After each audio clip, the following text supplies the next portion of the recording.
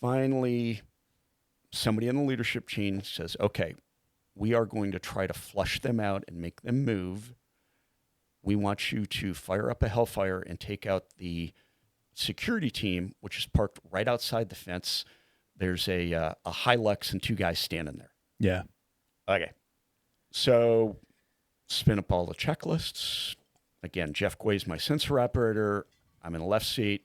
We've got another guy that's running the checklist behind me, making sure everything's good to go because it's Predator and we can. Yeah. It's the right thing to do.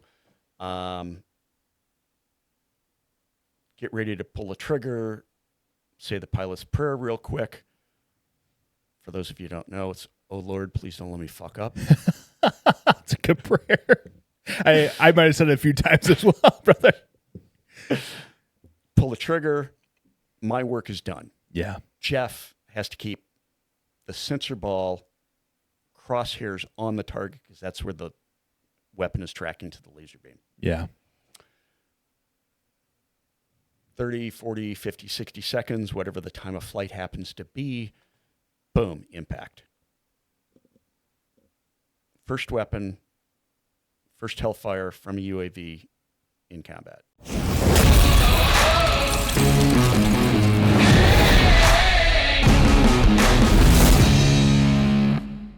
Welcome back to another episode of Beyond the Dispatch. We appreciate you guys tuning in. We have a special guest, but before we get to that, please hit that like, that subscribe button. It really helps out the channel. We appreciate all the love and support you guys have given us so far. This episode is brought to you by Murphy Carter Law. If you're looking for a law firm, you look no further than Murphy Carter Law. They will treat you like family. I know that for a fact, you guys. Without further ado, we have Scott Swanson in 20 years in the Air Force, brother. You've been there, done it. You've literally have done it all. From one platform flying to Predator drones. I mean, you've been there, brother. So we appreciate you coming on to the podcast. Go ahead and introduce yourself, man. Thank you. I really appreciate you having me here today. Like I said, Scott Swanson, 20-year Air Force veteran. Served from 87 to 07. The first half of my career, I was as a special operations and rescue helicopter pilot in the Air Force. Most of that time was in the Air Force version of Black Hawk called the Pave Hawk. And then the last half of my career, I was in the UAS or unmanned aircraft community with the Predator and Reaper systems. I love it, brother. So we, just so you guys that don't know, we had already recorded a good 30 minutes into the podcast episode. And, you know, me being, you know, probably not the brightest bulb in the box. Sometimes I didn't double check the audio. So we lost the audio, brother. So I apologize for that. And Super Gumby. Oh, brother, 100%. And you left at 7 o'clock this morning, you know, and drive all the way up here to Chicagoland area. So you're probably you're a little tired, but we appreciate you bearing with us on Beyond the Dispatch, brother.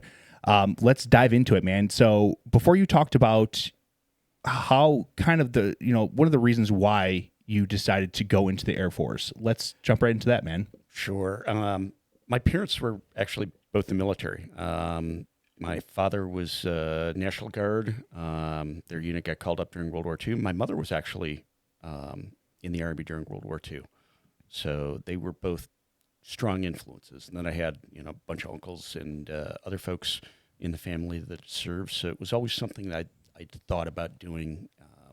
Had the opportunity to pursue a career in the Air Force and grabbed on with both reins. Absolutely, brother. So you talked about your dad. So your dad received a battlefield commission. Like that tell that story. That's crazy. He sure did. So he's in North Africa during World War II, probably 1943-ish. Doing something in the field. He was an ordnance guy, so repairing the big artillery pieces, maintaining those for the division. And the brigade commander rolls up in a Jeep and says, "Swanee, come here," and says, "Raise your right hand." Dad raises his right hand, and guy swears him in, and next thing you know is a second lieutenant. Oh, and an interesting side bit for this. So I'm getting ready to get commissioned as a second lieutenant in the Air Force. Okay. And it's maybe a week prior, and one of the NCOs in the ROTC detachment mentions that any commissioned officer can swear you in. It's like, gee, my dad's retired. Can you do that? Yeah, absolutely. Wow. Okay. So the way they did that was a small private ceremony in the detachment commander's office before the big group swearing in. But Dad's got to be in uniform. So we have to dig out his old uniform, which unfortunately did have, but Mom's got to adjust it now because it's 20 years out. 20 years out, brother, for sure. And I'm digging through stuff, and I find his second lieutenant bars. Get out. Yeah. So I was pinned on the same ones that he did in 43. Get out of here. Yeah, that was pretty special. Oh, brother, I bet. Yeah. That's pretty fucking badass, man. Yeah, that was special. I bet that was probably really, honestly and truthfully, it was probably really special for your dad as well. Oh, absolutely. Absolutely. So your mom was also in the Army. My mom was in the Army Airways Communication Service. So back in the day, they used what was a teletype, which was over the phone lines to communicate text messages, right, back and forth between the operations centers at the base control towers, between the different bases. So, expect X number of airplanes arriving at your base at, X amount of time, right, kind of thing back and forth. So she did that during World War II. That's awesome. And we talked about this beforehand, but how far technology has gone. Oh, yeah. Is crazy. And we mentioned too, like, there's probably stuff that we don't even know about that we were not going to find out until 25 years later. It'll all be in a book 25 years from now. That's right, brother. That is right. So let's dive into you going to flight school, man. So Air Force back then sent all of their helicopter pilots to Fort Rucker, Alabama. So upper corner, lower Alabama, you fly with the Air Force and Army guys for a year, and then they send you out to your individual assignments. So my first assignment after that was up to Ellsworth Air Force Base, Black Hill, South Dakota, flying essentially missile site support. So they've got a Minuteman missile wing there. They've got 100 missiles spread across, 150 miles from the base. And one of the things we do is fly the security teams as they did the Overwatch when they moved the weapons back and forth from the missile fields. Fly pieces and parts out if somebody ever got sick. You'd medevac them, that type of thing. So support there. And how long were you there for? Just about a year. Just about a year. The Air Force at the time was transitioning to their new version of the Black Hawk called a Pave Hawk. But we were heavily overmanned in the helo community. They hadn't brought those on as fast as they had for the manpower. So they took about 20, 30 of us and sent out on an exchange tour with the Army. So we all went out to Army units for 2 to 3 years and flew with them. I was selected and got sent down to Fort Hood, Texas. So I'm flying with the 1st Cavalry Division, flying Hueys, and Desert Shield, Desert Storm kicks off. Right. So here I am, an Air Force guy, living with 14 of my best buddies in a GP medium tent, 3rd sand dune on the left, out in the deserts of Saudi Arabia, flying Hueys, and as we used to call it, ass and trash, beans and bullets. That was your guys' mission, flying supplies. Flying supplies, logistics, whatever we needed to do for the division. Awesome, brother. And so how is like flying with a different branch? Like, so you were just spent your first year with the Air Force. How was it flying with the Army? In reality, it wasn't a huge difference for us because we went to flight school with the Army. Right. So you're flying with them, you're learning with them. It wasn't a huge transition. Now, I will say that the time that I did spend with the Army really helped me on my follow-on assignment. So after that, I left for Hurlburt Field, Florida, which is home of the Air Force Special Operations Command. And there I flew with the 55th SOS, Special Ops Squadron, the MH-60G, so the Air Force version of the Black Hawk called the Pave Hawk, specifically outfitted for that Special Ops support and rescue mission. Oh, very cool. Yeah. Very cool. So you were there, and then after that location, where'd you go after that? I was there at Hurlburt for 5 years, almost 6. And after that, I left to go to Iceland. There's a rescue unit up there. I spent 2 years with that. And we had the mission to fly rescue missions out over the North Atlantic. Okay. As well as Iceland itself. Right. So you told a story about kind of like your last flight. Let's dive back into that one. Sure. So Air Force has a tradition where you have your final, or what they call finny flight. You'll go out, you'll do a mission, and then they come home, they share you with hose you down, shoot you with champagne, make a big deal out of it. It's actually a finny flight for myself and the deputy commander of the squadron. Okay. Who I actually knew at Rover also. We're going to go out and we're going to go do I won't call it an island tour because the government doesn't do wasteful missions. Never. We were going to conduct a training mission, do some landings up in the glaciers, go to an island that's just off the coast of Iceland, do some instrument approaches, stop and get a pizza delivered to the helicopter, and then back to our base in Keflavik. How is that pizza? It's actually really good. So we're downstairs and in our ops, and your time in the Coast Guard, you're familiar. We have to wear an immersion suit. Right, like a Mustang. Yes. Exactly. Suiting up before we go out flying, and the life support guy goes, Captain Swanson, you gotta call the ops desk. You got a mission. It's like, yeah, don't screw with me. Right. No, really, dude, it's my finny flight. Don't screw with me. No, you got it. Okay, so I go pick up the phone and it's the op desk, and it's like, you got a rescue mission. Yeah, don't screw with me. Yeah, right. No, seriously, you do have.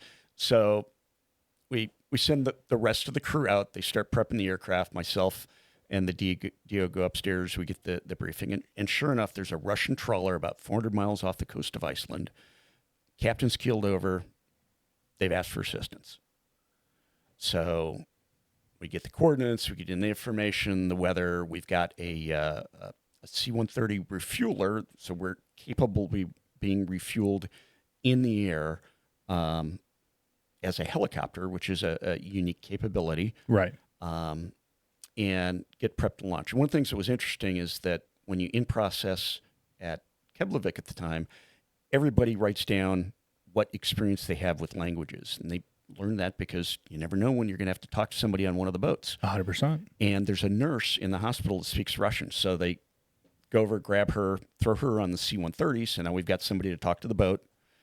Fly out there. It's about a 4-hour mission of those 400 some miles. Meanwhile, they're steaming in, but they're not going particularly fast. Right. We get out there. The weather is not good. It's not quite 0-0, but it's not good. We brief amongst ourselves. I'll do the letdown. We'll keep an eye on the radar altimeter. The crew's going to keep a lookout. If we don't see anything, we don't break out by 50 feet.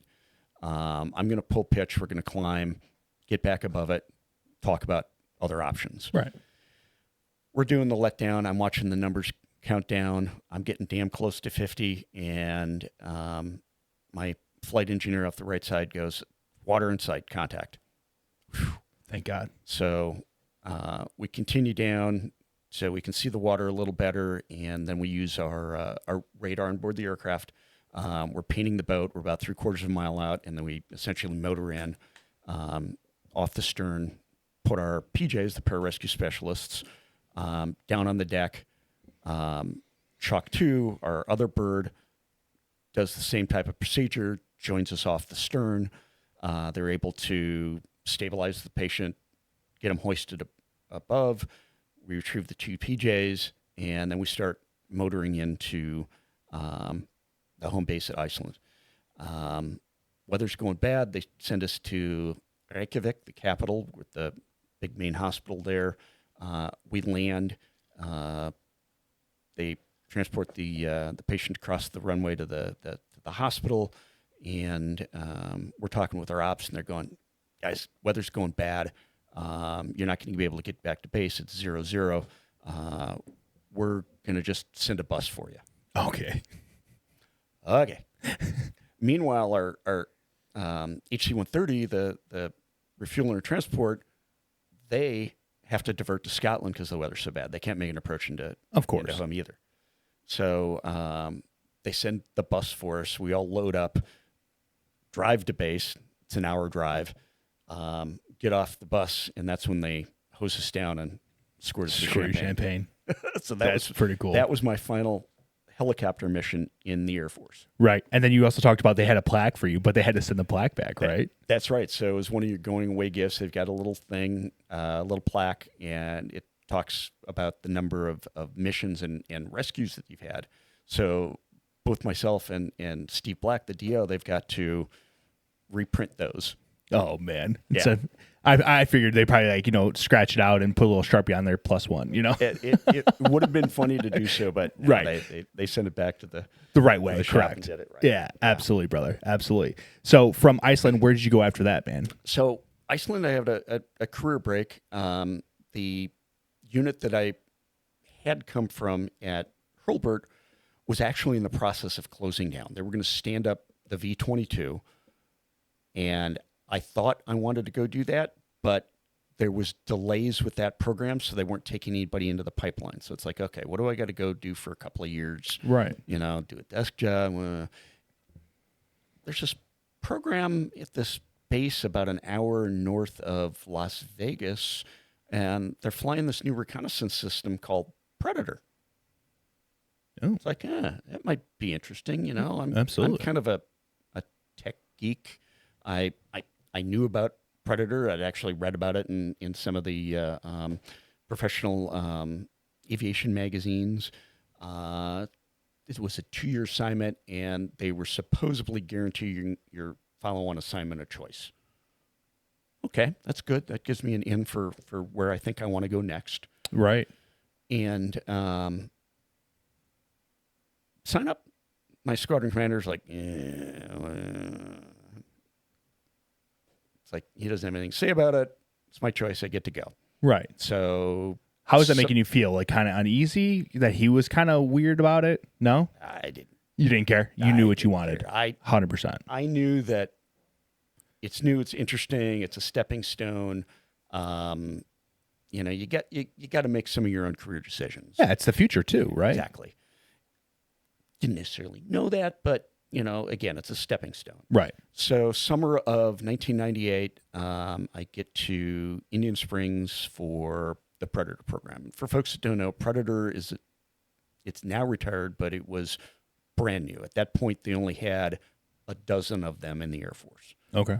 They're long, gangly wings. They're essentially sailplane wings, glider wings, so they get real efficient. Yeah. Small, gangly-looking fuselage with these landing gear that hang out.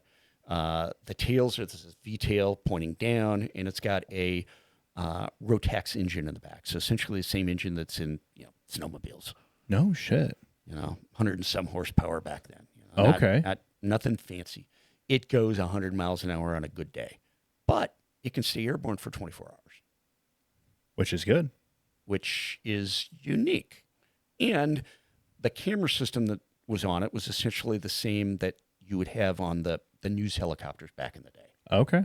So it's live video, which is new. Right. Because reconnaissance for many years used to be still camera. So you'd fly your mission, you'd come back, you'd land, you'd pull the film out, they process the film, and now you've got to do a photographic interpretation job to figure out what you're looking at. What is it? Blobology. Right. Right. Now I've got live video. It's a game changer. It was going to be. Yeah. So Indian Springs, fall of 98, finish up our training. And within 2 weeks, they send us to Hungary because we're flying missions over Serbia. We're doing the peacekeeping thing there. Okay. That was the very first use of Predator when it came out in 96. So it had been there a few years. They've been using it. The missions we're flying back then, while it's live video, they're still treating us like the U-2, the SR-71, all of the other reconnaissance platforms in which you get a route and you then go spend a few minutes at each target and do your circle, much like a UPS or FedEx driver, Right. and then back to base. The system was so clunky in it couldn't take a live video. We used to have to take snapshots of that video on the computer. Really? And then load it as a still and send it in the reports. Really? Yes. So things are changing rapidly. They're now starting to put the video feed that we have sent via another satellite link back to the command centers. Okay. So in Europe, in the US, the other places, so that they can now see this live video. Right. And this was back when This is 98. 98. Yep. At that point, the Serbs start messing with the folks in Kosovo. So we get a mission to fly down to Kosovo. And it's almost 10 hours to get there. We got to fly all the way through Bosnia, exit over the Adriatic, down the Adriatic coast, across Albania, into Kosovo, and then fly our missions. How long would that transition take? 8 to 10 hours. So we do that. We get 3, 4, 5 hours in country and then back. Right. We get there, and now again the leadership has got this video camera. It's like, no, forget your missions. I want you to stay on that. I want to watch this now because we can watch it live and see what's happening with that video. Okay. Changes everything. Oh, I The bet. whole intelligence community is now looking at what can I do and what can I see. Live video. Oh, those people are getting into a truck. They're loading a bunch of stuff in that truck. Where's that truck going? Right. Let's follow Let's that truck. follow that truck. Right. So you've never had that capability before. And now it's happening. So how was that transition from going to, a flying inside of this platform to now you're remote? I came from a crew aircraft. That was a distinct advantage to me over the guys that had flown single seat. So you're still working with crew. You're working with the sensor operator. You're working with other intel analysts that are, either behind you or on the headset in the room next door. Right. So that environment is the same. The mission, the focus that you have on that mission, and the aviate part. Right. You've got to maintain the airspace awareness, fly the aircraft, how's the aircraft systems. All of that is the same. What you don't have is the noise. Yeah. The vibration, the tactile kind of stuff with the aircraft. It removes one of your senses, right? Yeah, so you're removing those senses, but you're still inherently connected to the mission. Now it's an HD. Yeah. Now we talked about that. Like you developed that relationship with that crew, right? Oh, yeah. And you have that brotherhood. You have that connection where, and you said it too, you said it best, like you could call your buddy, you haven't talked to him in like 10, 15 years, and you can just pick up that conversation just like that. Yeah. For folks that have been, whether it's in the service, first responder, anybody that's worked with crew that has gelled like that, that becomes your family for the day. Yeah. And that sticks with you.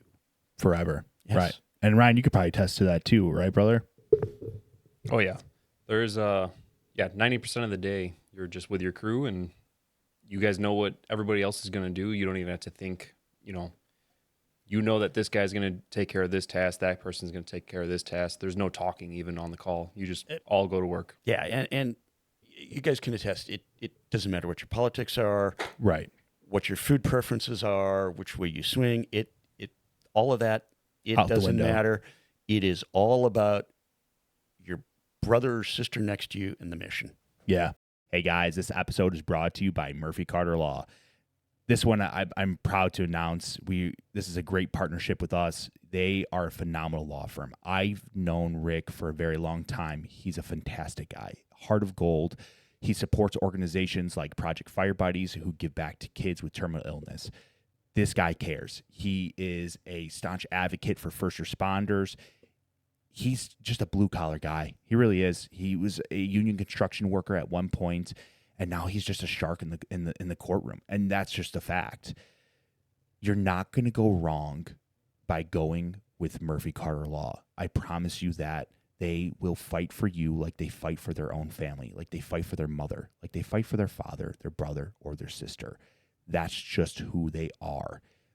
And they advocate for you guys. I promise they will fight for you guys tooth and nail. That's what they're all about, to make you guys whole again, or to get you close to that as possible and by any means necessary.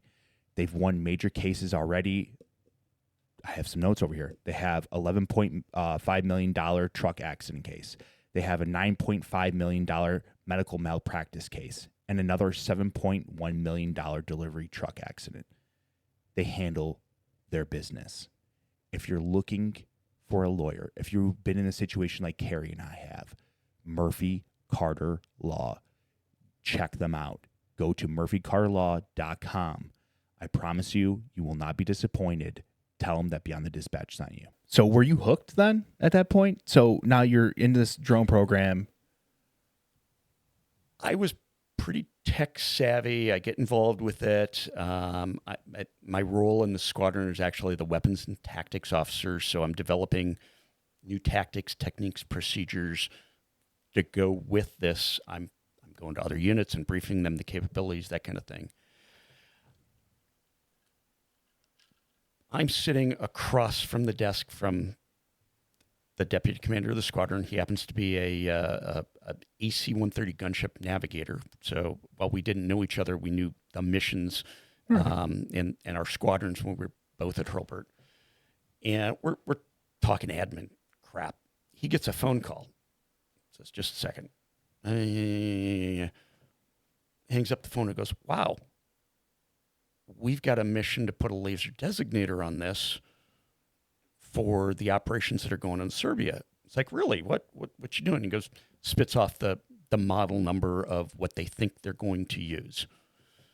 Okay. We finish up the thing. I go back into the vault. I look it up on the secure computer.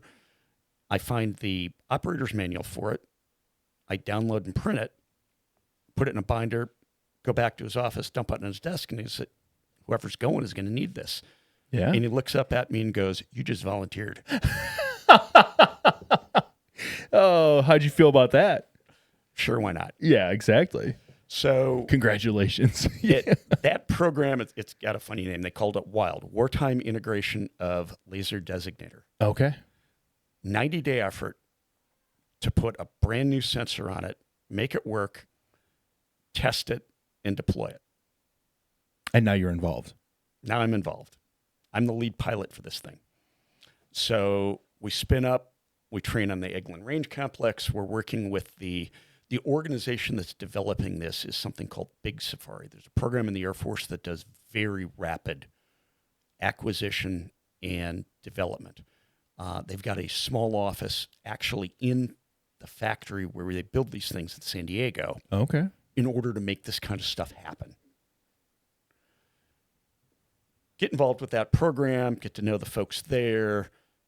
We end up deploying it to Serbia, and on close to the last day of the combat operations of the air war over there, we end up lasing a tank for an A-10 that is able to drop through the clouds, drop its weapon, get above the clouds, keeps it out of harm's way, and we provide what's called buddy lasing to get the weapon on target. So for people the capability. So for people who don't understand, like lasing, when we say lasing, so what explain that. Many military bombs or rockets seek a laser spot that is being generated either from the aircraft that is dropping or firing, or from another aircraft, or it could be on the ground. Right. So the military lasers, they're high power, but they're not visible to the naked eye. Right. And within that laser, it's essentially very rapid pulses. It's a code that the weapon then senses, knows to go after, and that's what it does. So it seeks the laser spot on the ground. So how did you feel after that was a successful hit? and that tank was taken out. How was that for you from being at the start of that program, being voluntold, right? Because that's how it happens in the military. You're voluntold. It was a big accomplishment, but I was just a small part Right. of a very special team that made that happen. Oh, it takes a village, brother. Yeah. Right. So shortly thereafter, I was actually approached by the Big Safari organization. Says, "Hey, do you want to come down and work at our detachment in San Diego, the facility where they built these things?" Sure, why not? Complete change of direction, but now I get to influence the technology as it's quickly going to the field from the warfighter's perspective. So that's one of the things that's unique about this organization. They brought the user into the office to make decisions today on how it'll be employed in the future. right. That's pretty badass. Yeah, it was cool. That summer, so this is the summer of 2000, I'm getting ready to leave Indian Springs, another month or two to go, and I get a phone call. It's one of the guys from the Pentagon that had championed the effort to put the laser on. He's known throughout the intelligence community. Guy's call sign is Snake. What was your call sign? They just called me Swanee. Just Swanee? It's Just pretty Swanee. cool. It's a pretty cool fucking call. Yeah, absolutely. It works. Snake's pretty cool too, though, but Swanee's awesome. Snake is unique. Snake is an incredible individual. He calls me up and says, "Hey, Swanee, I've got a group of people that are going to come out. They'll be there on, X date. I don't remember, it's June or July. You're probably going to recognize some of them. Some you're not. They'll all be in civilian clothes. We need a demonstration of the capabilities of the surveillance system on the Predator." Absolutely. Okay, I can arrange something. What do I need to tell the commander? Just tell him you got a special thing from the Pentagon. If he's got any questions, call this number. That's pretty badass, brother. You're getting called from the Pentagon. It's a small community. Right. But still. So I arranged a few minutes from a training sortie on the Nellis complex where we were located. These busload people come up. I give them a little brief in the conference room. We cycle them through a few at a time to the ground control station where we're operating these from. They get to see the cameras, whatever. And I'm able to put two and two together from where I'd come from in the soft community. And I go, they're either going after weapons of mass destruction or they're going after a terrorist target. And if I were to guess, it's probably this bin Laden guy. Yeah. And sure enough, it's bin Laden. And it was the agency and the DOD figuring out how they can get eyes on him in Afghanistan that year. There was a presidential directive saying, go find the badass. Hell yeah. So they selected Predator to do it, and it was a small team of folks from our detachment in San Diego. And we have to figure out how to fly Predator from one of the surrounding countries into Afghanistan, avoid the Afghani radars and MiGs. While it's not particularly sophisticated, it's still, a heck of a lot more sophisticated than our airplane with a Rotax. Right. And using tipping and cueing from other government agencies, put eyes on bin Laden. So, and we're suing at this point to put tomahawks onto him. And what was your mindset with this? Let's do it. Let's fucking do it. So one of the things that we figured out is traditionally Predator has flown takeoff and landing with a direct line of sight radio. Okay. So it's essentially a fancy version of the same radios that cops and the fire departments have on their trucks. So okay. You've got a digital control of the aircraft over a radio like that. That's only good for maybe 100 miles, 150 on a good day. You're not going all the way into Afghanistan with that. Right. Predator had a satellite control,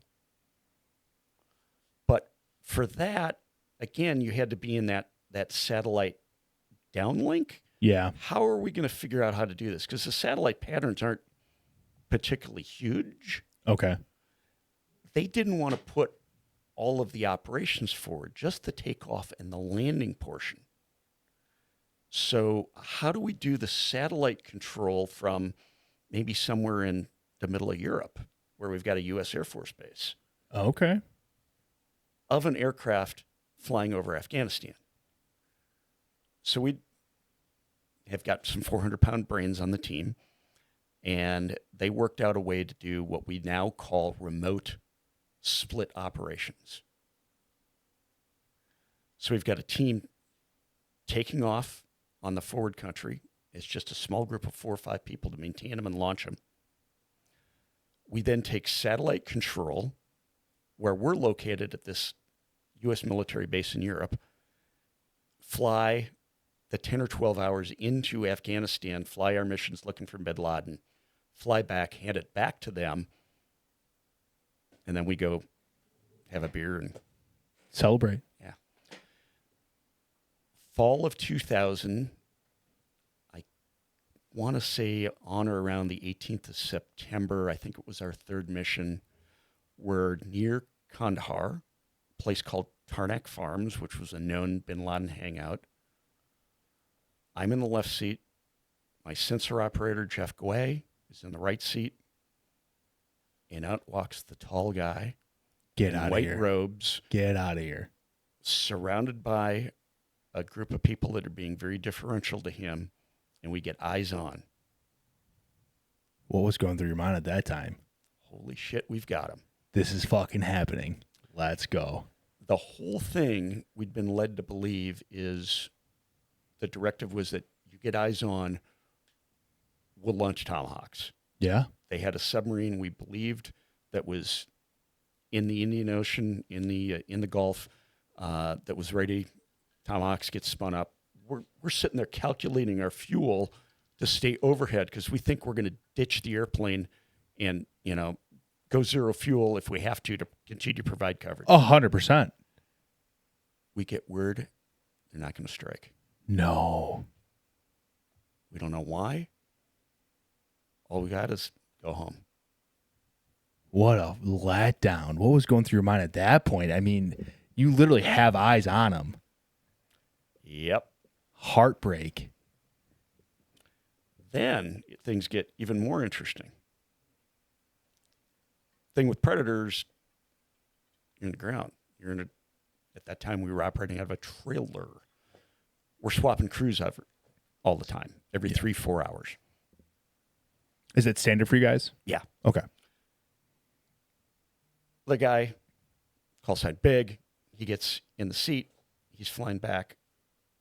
We get indications that the Afghanis had either spotted us or picked us up on radar or something. They launch a MiG. That's not good.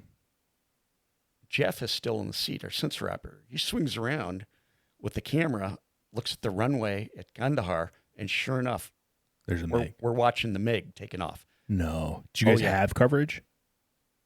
What's that? Did you guys have additional air coverage for you? Oh, no. We're alone. Oh, God. Unarmed and unmanned. So he swings the ball around. He starts tracking the target. We start figuring out where we're going to maneuver. Right. In order to do this. And the best thing to do is, keep our the way we're aligned to him to the point where it's the smallest for him to see. Yeah. Make it difficult. Because you said earlier it's a small aircraft. It's a snowmobile engine, right? Yeah, it's the size of a Cessna. Right. You're not running this thing. He starts making passes. Good thing about a MiG, and especially a not necessarily well-trained MiG pilot, is they've got this canopy. They are not designed to see things. They're the design for the Soviet era was radar vectored onto the target. It's straight in front of you. That's where your visibility is. So we're doing what we can. We're maneuvering around. MiG finally breaks off. We head home. Thank you, baby Jesus. Yep. We continued to fly missions in Afghanistan. We think we saw him for sure at least on one other occasion and possibly a third. Man. Flew missions through the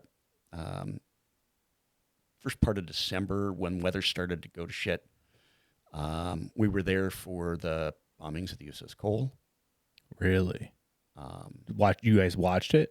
No. But the all same of time this- period. Same time period. Yeah, Yes, so I gotcha. that was bin Laden and his team's actions against Right. the Cole.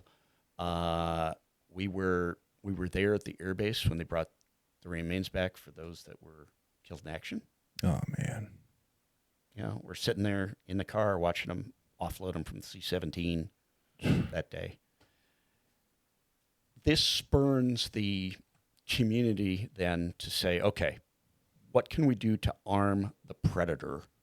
There had been previous work done before that, but it was, what are we going to do in the next 2 or 3 years?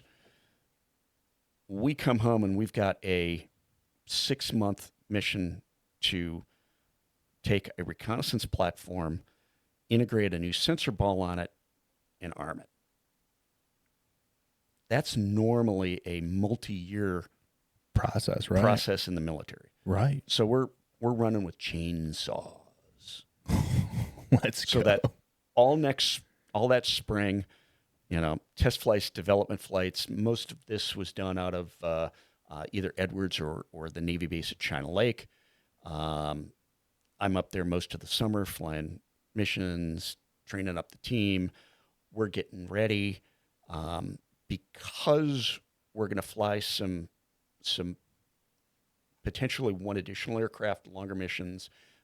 We actually decided to bring in some extra crew members to fly the transit portion. Yeah. So it's long flights to and from where we think we're going to be, and then Jeff and I were the ones that were trained up to do the weapons employment, and that would typically be in the middle of the mission. Right. So you're still at that 24-hour flight time for the Predator or more. Okay. Or more. Yeah. We actually deploy the ground control station to the parking lot of the child care center of the agency in Langley, Virginia. Okay. Because we've now developed a way where we can have the aircraft forward satellite link, and now it goes over fiber optics to the parking lot. So we don't even have to be in Europe. That's nuts. That's how we fly it every day now. I know, but it's just crazy Yes. from how you started out with, technically live feed, right? Where the live feed wasn't even working. You were just taking screenshots to now you're flying in Virginia. That's how far you've come is crazy. Yeah, and that's just a couple of years. Yeah. So our team is getting prepped up. The Saturday before 9/11, I leave China Lake along with Jeff.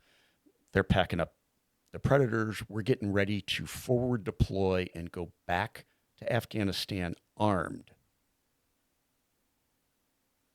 Morning of 9/11, get a call. My sensor operator, Jeff, hey, get your ass out of bed. They just hit the World Trade Center. No. Turn on the news. Holy shit. This whole summer, we're working with the intel community. We know something Is going to happen. Something is going to happen. Nobody Yeah. knows what, Right. but something. And it's like, that's it. So let's go back a second where you literally had eyes on, confirmed once, and you guys were going to strike. We weren't armed, but we were ready to support the strike. Right. Yes. That's Yeah. what I meant. And then to now 9/11 happened. Has that kind of like connected for you? The world might have been a very different place. Brother, you're not kidding. Yeah. Wow. Do you think about that often? Comes up occasionally. Yeah. I don't dwell on it. No, right. But Yeah. wow. So 9/11. So how are you feeling now that 9/11 happened? It's all mission. Yeah. So start getting phone calls. I get a phone call from Snake over the phone, get the band back together. Oh, get the boys. So we've got these folks from the line unit at Indian Springs that were going to support us. I call up the squadron commander and say, hey, we're going to need these people early. What? You can't tell me. Stand by for a phone call.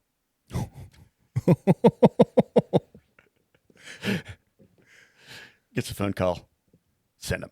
Send them. So 9/11 was, I think it was a Tuesday.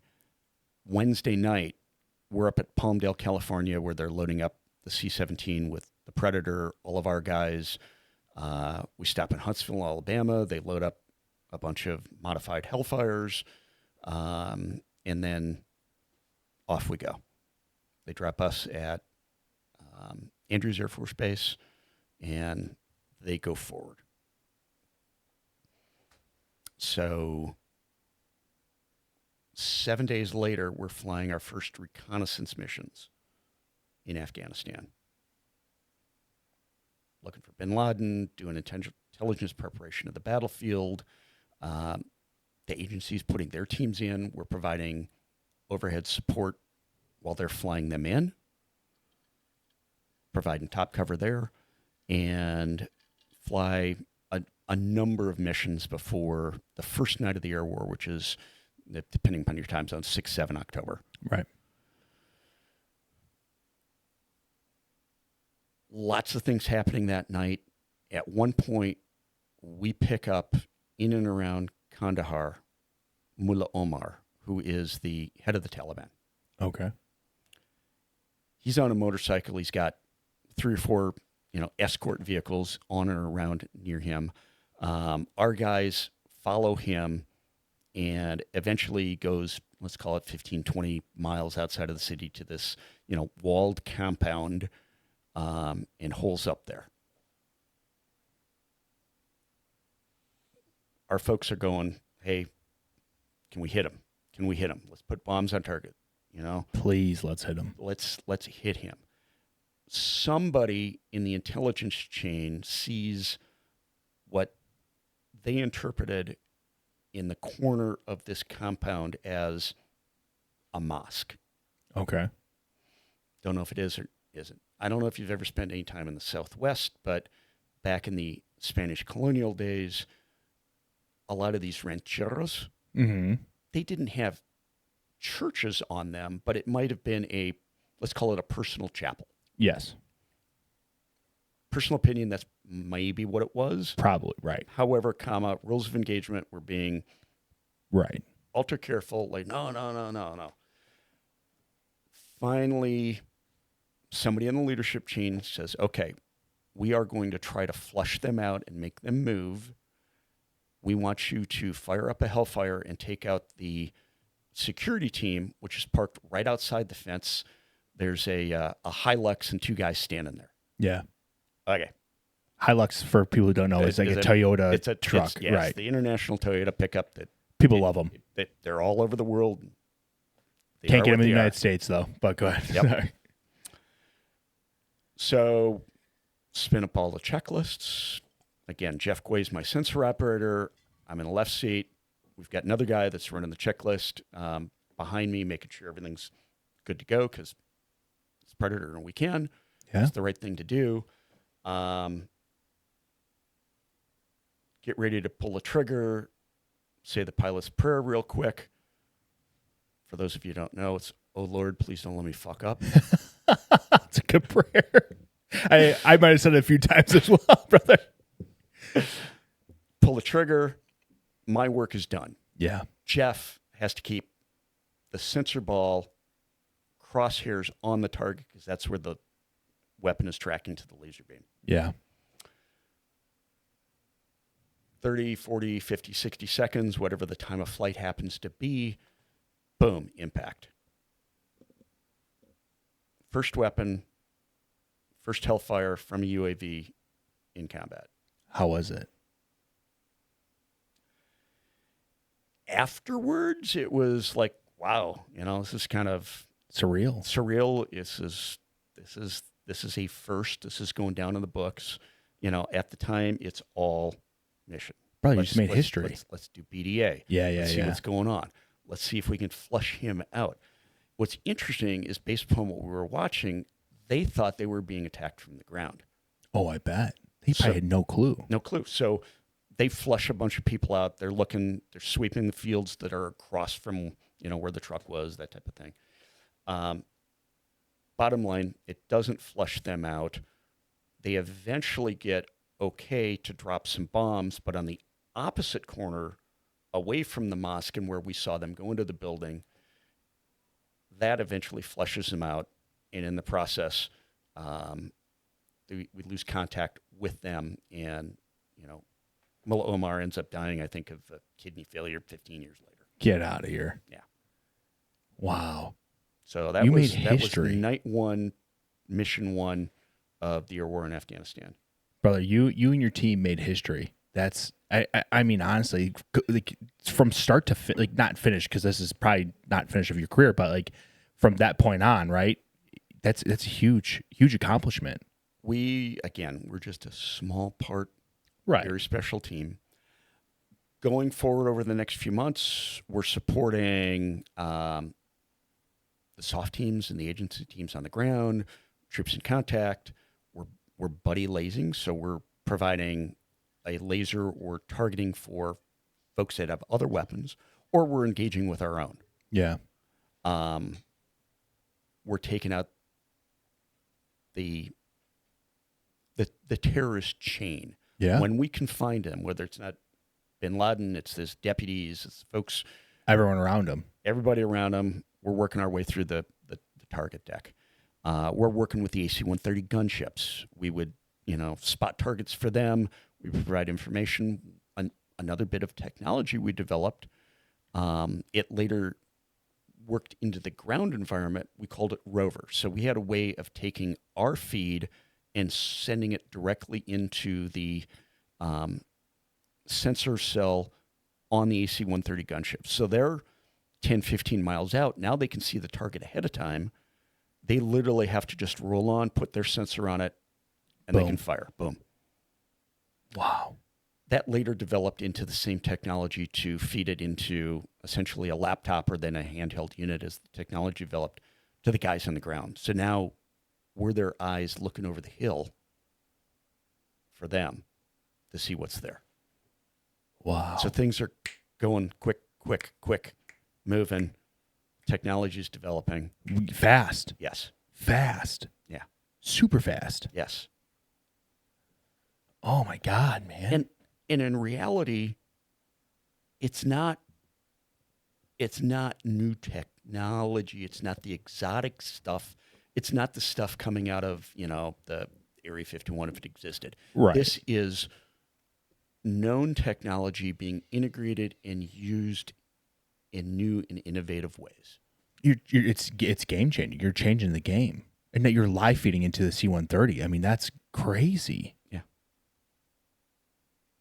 Game changers. That's awesome. Yeah. So I was involved and did operations with that organization until roughly end of May, first part of June of 2002.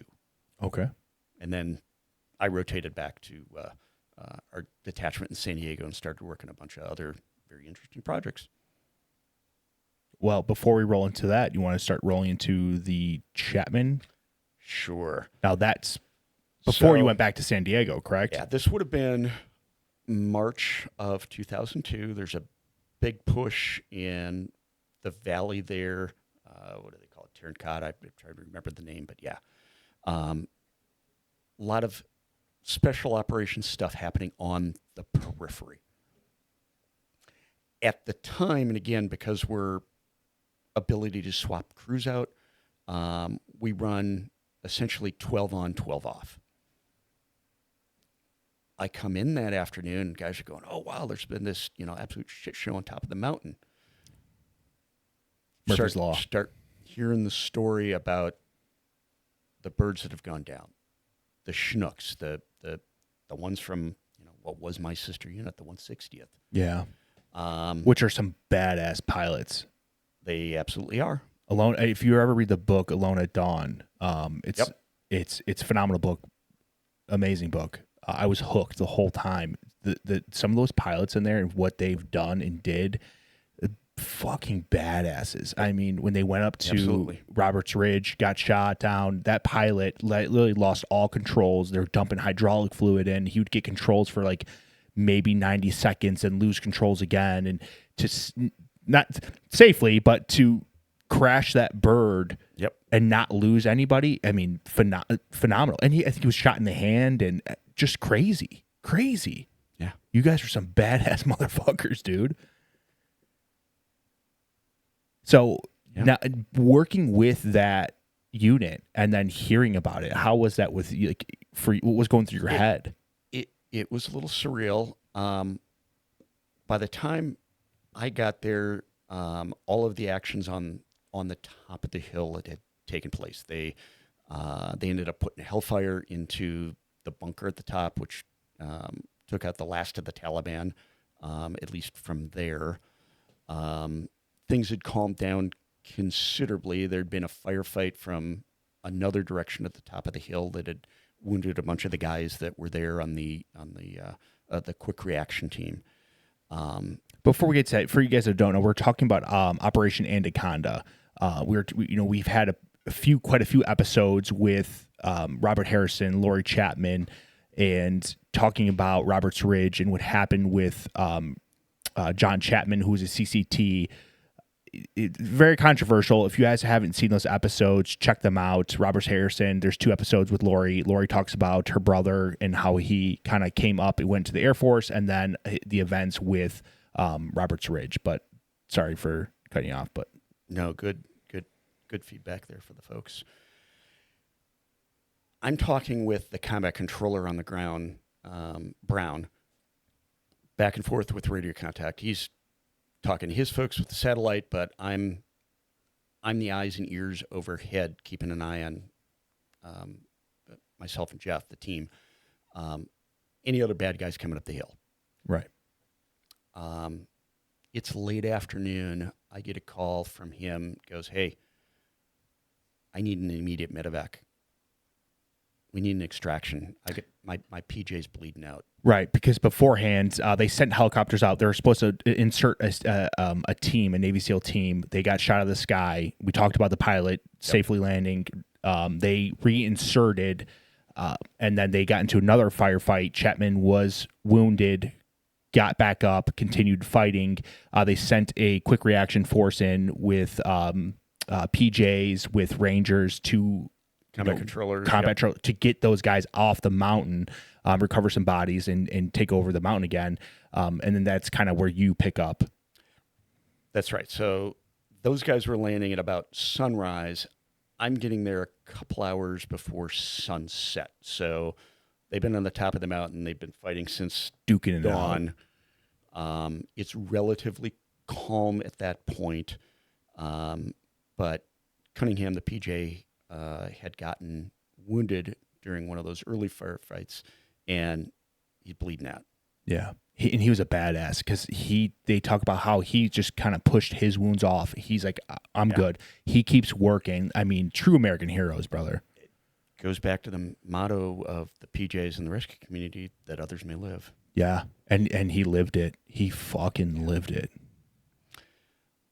So I'm watching our intel screens. I can see that there's a Air Force rescue helicopter. In fact, it's my guys from my old squadron. Yeah. That are orbiting 10 miles away. They're ready to go in and do what they need to do. If it's a hot LZ or not. Leadership goes, nope, we've already lost multiple birds. We're not putting anybody in until dark. Man. That's just Absolute helplessness. That feeling. You know, and again, it's the soft community. Is it anybody I know? Right. Maybe, maybe not. It's still, we're all from the Brotherhood. 100%. Yeah. Oh, man. So Jeff and I are in the seat. The sunset. How's the atmosphere where you're at? It's somber? pretty sullen, somber. We use what's called our laser target marker. So it's essentially a NVG spotlight that's on the laser ball. So instead of using it for targeting, it's compatible with NVGs, so it's like a flashlight spotlight. We're marking the LZ, providing some contrast in the snow and getting the guys the ability to see. They come in, they load everybody up, take off, head for home, and that was it. Man. So in the aftermath, many years later, they're now able to take and go frame by frame with the Predator video to determine the actions of Chapman on the top of the hill that day.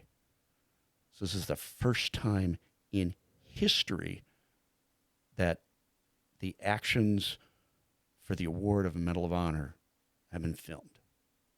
By the first Ever. yes, and by the first individual to win or earn the Medal of Honor or been awarded the Medal of Honor since I think it was like Vietnam. No, there were Medal of Honors in For Somalia. Air Force. For Air Force. For that Air is Force. correct. Yes, I apologize. Yeah. So, did you view that footage at all? I was not involved with the recommendation process, Right. and went through that. But I know folks at the Pentagon that were very supportive of that. In fact, Snake Clerk, name we mentioned earlier, was one that made sure that video was available and used as part of that process. So, from the information that he knew and that you knew, was John Chapman still alive? Because I know there's a controversial issue with the SEALs are saying that John Chapman was killed in action right at the first bunker. Reviewing it after the fact, I have no doubt that he was alive. Right. Yeah. Could I have told that while it was happening? Right. Things are happening so quick, probably Right. not. Right. But that's one of the advantages of video. You now have the ability to go back and look, assess, and analyze. Yeah. Man. That whole situation, I mean, it's a lot of emotions come in for me as just I consider myself an American patriot 100%. Like, I love my country with all my heart. I serve my country. I serve my community in Romeoville, being a police officer, bleeding for my town, for my village, trying to protect individuals, and hearing that, it's heartbreaking. And I know a lot of people want to save face, and I don't want to get into the controversial issue and throw you into that, but it's aggravating for me personally. Mm-hmm.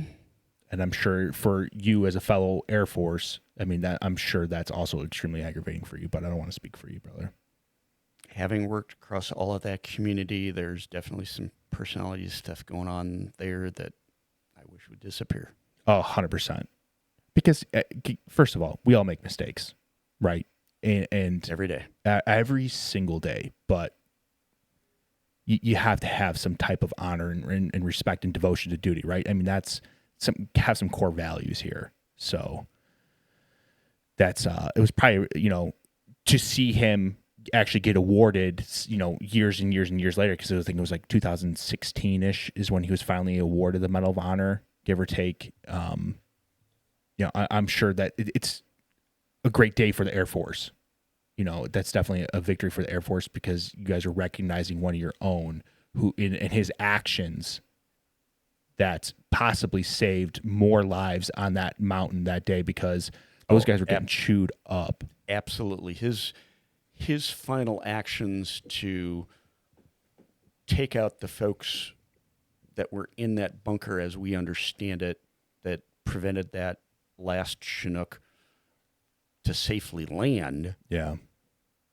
And the folks that did get out of there survive, as opposed to being, absolutely wrecked. Yeah. Yeah. Oh, God.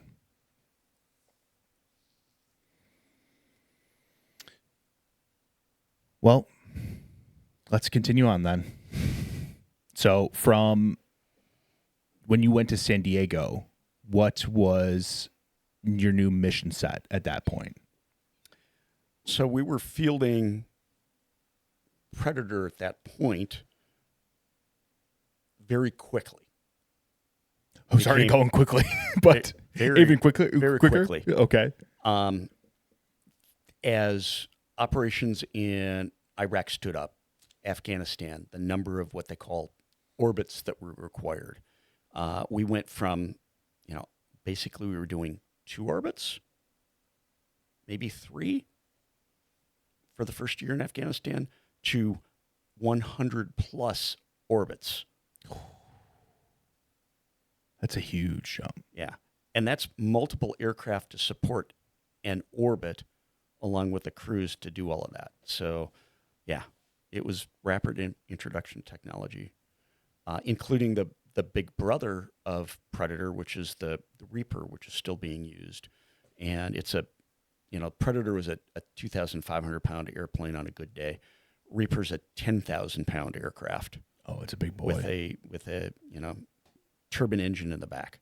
So yeah. At least we upgraded from a a snowmobile engine to exactly. Give you a little bit more ass behind that bad boy. Yeah. So after that, so after San Diego, where did you transition to? My last assignment in the Air Force, I was actually detailed to the CIA.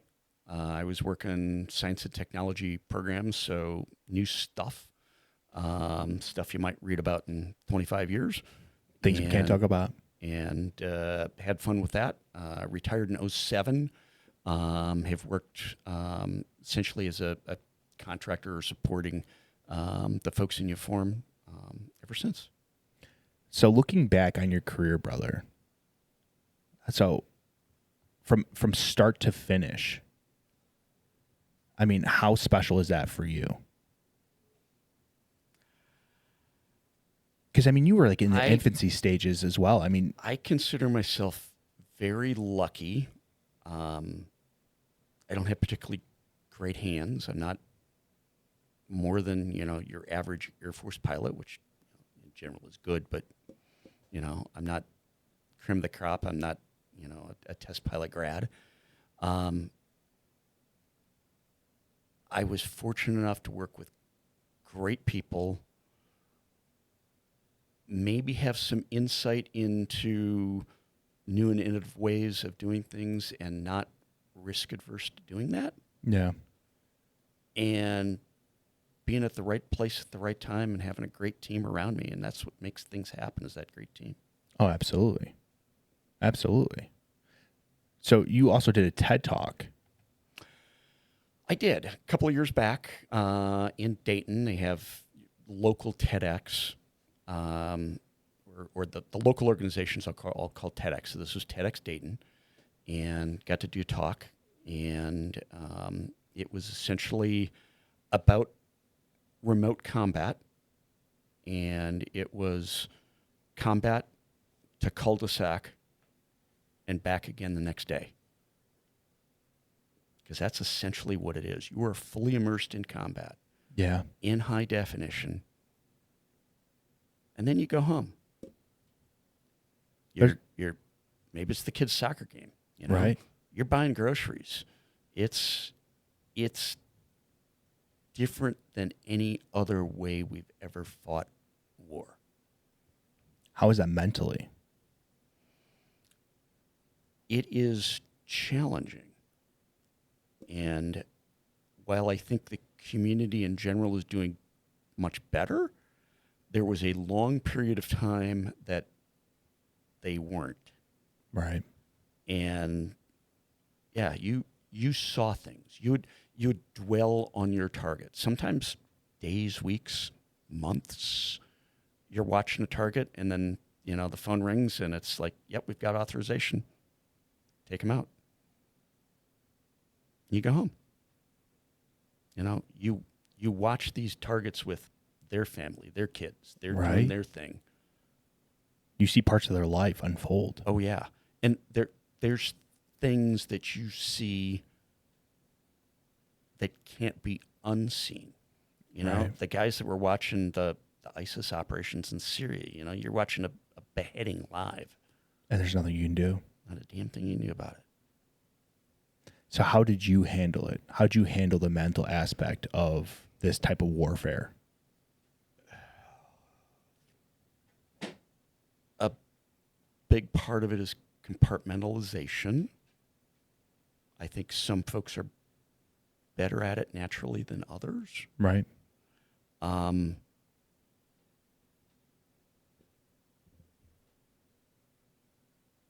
Little bit of meditation, talking it over.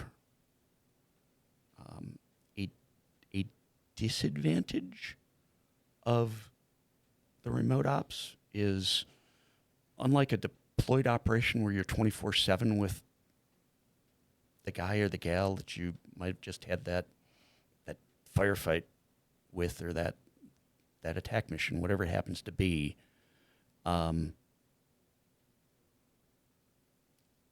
You close up, you leave the base, you go home. So there's a lot of time that you don't have the ability to talk it over Right. at, beers at the rec tent kind of thing. Right. Because that is a little bit of offloading, right? Absolutely. There's something to be said about that. That community, brotherhood, chance to discuss it and do it. And, it's different. Yeah. Because I mean, after a hot call with us, like after shift, we would go have a few beers, talk it over. And it's a bit of therapy. Ryan, I'm sure you can attest to that as well. Yeah, absolutely. It's all about kind of getting together with your group and your core crew, talking about it and kind of going. I know that there's been some studies, the difference between like World War II and like Vietnam, the way that once they stopped their deployment and they were coming back home from World War II, they were on their ship for months at a time. They were able to kind of decompress with their crew intimately. Exactly. And, now going further into the future where you now take a plane ride home and you're only a couple hours at a time or whatever. Yeah. And then now even in your specific situation where you're so far detached from a certain intimate crew, Yep. that lacks in certain areas, Yeah, because they understand, because they've been there, they've done those things. Like you've kind of been robbed of that in a sense. Yeah. So so you meditate. I'm big with meditation as well. I love meditation. How do you like meditation personally for your own self? For me, it's just a quiet space and kind of zone it out. I don't have anything formal about it at all. Right. And that's what it is. And often it's walking the dog. Yeah. Who actually we've got here with me today, and she's at my feet. Absolutely. We'll have a good studio dog here beyond the dispatch, brother. Love it. So what does the future look like for you? Still working. Working with a company that actually does a lot of support for that same organization that was doing the rapid fielding. And we're supporting folks worldwide, doing a lot of unique, let's call it one-way attack munition type stuff. Okay. So working hard with that. So still feel like I'm giving back to the community, and eventually retire and spend time with my amazing bride and get out there and explore the world even more. Life is good, brother. Oh. Life is good. Anything you have for the audience before we take off? Thank you for the time. Thanks for the ability to tell the story, and appreciate folks that listened in today, and listen in more, whether or not it's the military or not. These guys are doing some great things out there. So police, fire, emergency services, all the others. Listen to what they have to say. It's worthwhile. It's interesting, and just may help you out. Well, brother, we appreciate you coming on the podcast. We appreciate you driving all this way to kind of do an in-person interview. It's so much better doing it in person over a Zoom call. Thank you. Oh, brother, honor's all mine. We appreciate you tuning in to another episode of Beyond the Dispatch. We appreciate you for everything you've done for this country and continue to do for this country. You are a true American patriot, brother. Thank you so much. You guys, thank you for tuning in to another episode of Beyond the Dispatch. We appreciate you guys. Hit that like, hit that subscribe button. Ryan, you have anything to say before we take off? Nope, that's it. All right, you guys, take it easy.